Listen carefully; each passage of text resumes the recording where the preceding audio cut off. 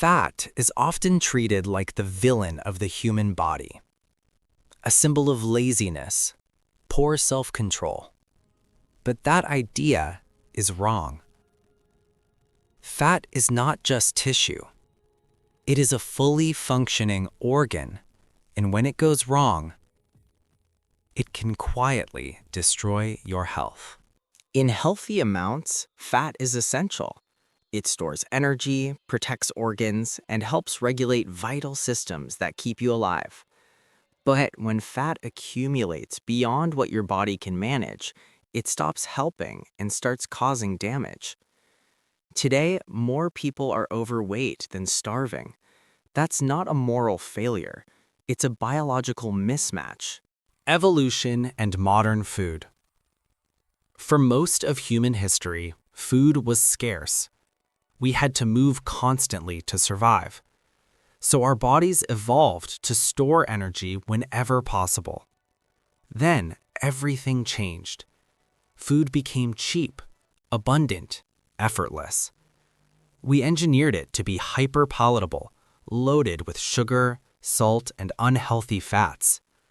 Our brains are wired to crave this combination, which makes modern food incredibly hard to resist.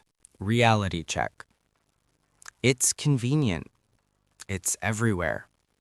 And it delivers huge amounts of energy without making us feel full. So many of us overeat without even realizing it. And yet, body fat is surrounded by shame and blame, which is deeply unfair. Because fat itself is not evil. Balance and truth. Too little body fat is dangerous. It can weaken your immune system, disrupt hormones, affect fertility, mental health, and bone strength. But here's the hard truth.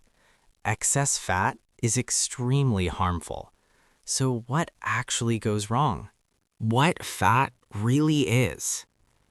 When you eat more energy than your body uses, the excess is stored as triglycerides, tiny energy batteries inside fat cells. Gain weight and these cells expand. Lose weight and they shrink. But fat does more than store energy. It's an endocrine organ. It releases hormones that talk to your brain, liver, muscles, and immune system. And when fat mass becomes too large, that communication system breaks down. Visceral fat danger. There are two main types of fat. Subcutaneous fat lies under the skin. It's relatively less dangerous. But visceral fat is different. It wraps around your internal organs, and it is far more harmful.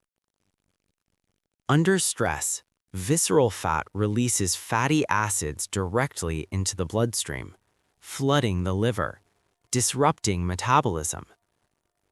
This is why two people with the same weight can have very different health outcomes. Inflammation cascade. As visceral fat grows, fat cells outgrow their blood supply. They become stressed, starved of oxygen, and some die.